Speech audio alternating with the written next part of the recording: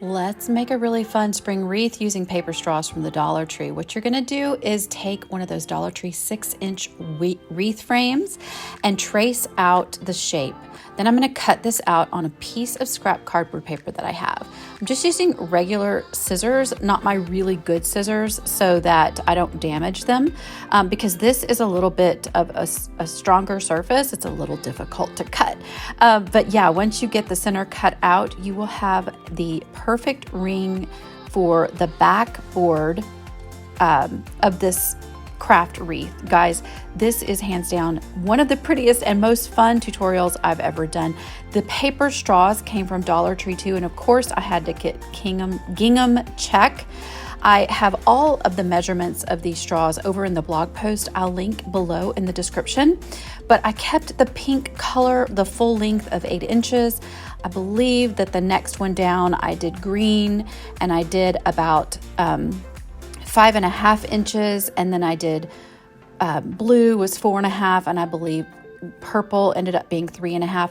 But you can play around with however many colors you want to use on your wreath and whatever size length of straws you want to do. You could even just keep all of the straws one length if you prefer. So here I am, just kind of decided at the last minute to bundle up the colors by color. And then you'll see I kind of stopped here for a second and thought, oh, I'm going to go ahead and cut some of them. And I'm using the ones that I've already cut as my guides. And I just cut a few, and then I was like, wait, this is silly. I need to go ahead and separate them by color. So I do recommend you separate them by color. I did end up using 7 full bags of straws. But again, this is only because I had 4 colors that I needed to get through. Aren't they pretty? I love the gingham check and the pastel colors. So those pink ones I put aside because they are all gonna stay that one original length. And then I just used my smaller straw guides as guides to cut all the rest of the color that matched in the same length. I hope that made sense. All right, so I'm taking my Surebonder glue gun. I absolutely love this little glue gun. It is awesome. You can see it just sits on its little cradle there, but it is cordless. I'm using the rope glue as well, which was amazing because you go through a lot of glue in this tutorial.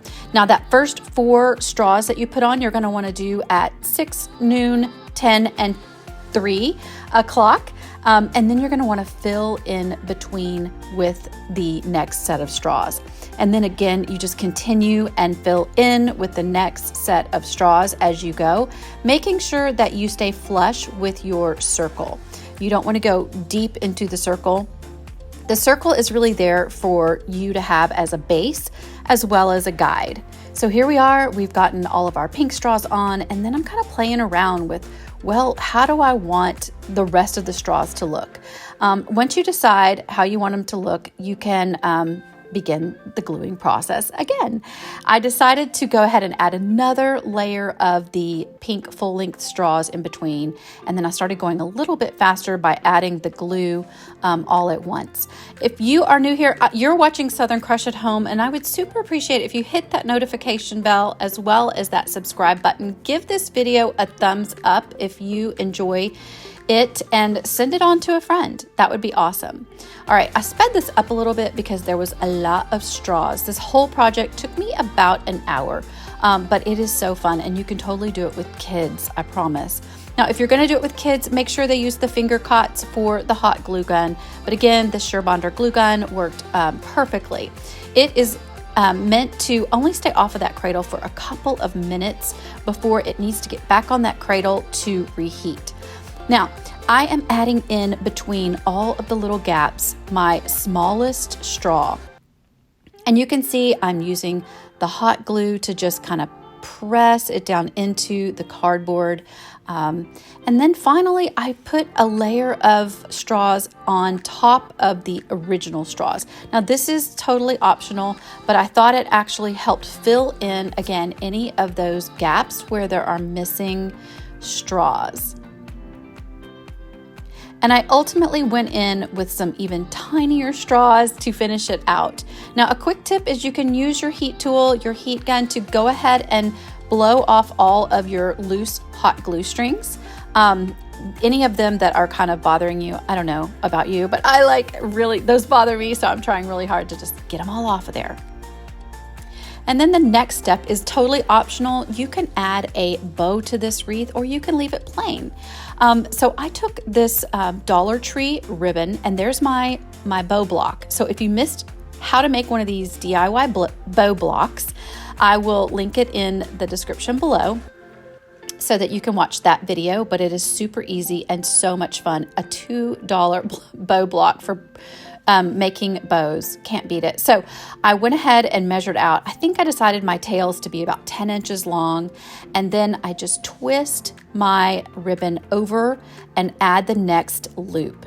And repeat this process for as many of the bow loops as you want. So you could stop with just 2. I think a 2-hooped or looped bow is actually really, really pretty. But for this particular project, I decided to go with 4 loops total. Now you just want to keep going back and forth over your, I call them, well, they are chopsticks, right there in the center, and then flipping over your fabric to face outwards. Now, some ribbon is a little bit nicer than this Dollar Tree ribbon, a little better quality, but I wanted to keep this project super budget friendly in case you were wanting to just do it for fun. But if you were going to sell your bows on your wreaths, you might want to go with one that is double-sided and you don't have to go back and forth flipping it over. You also won't have to worry about, I was trying to make it sure it wasn't getting wrinkled.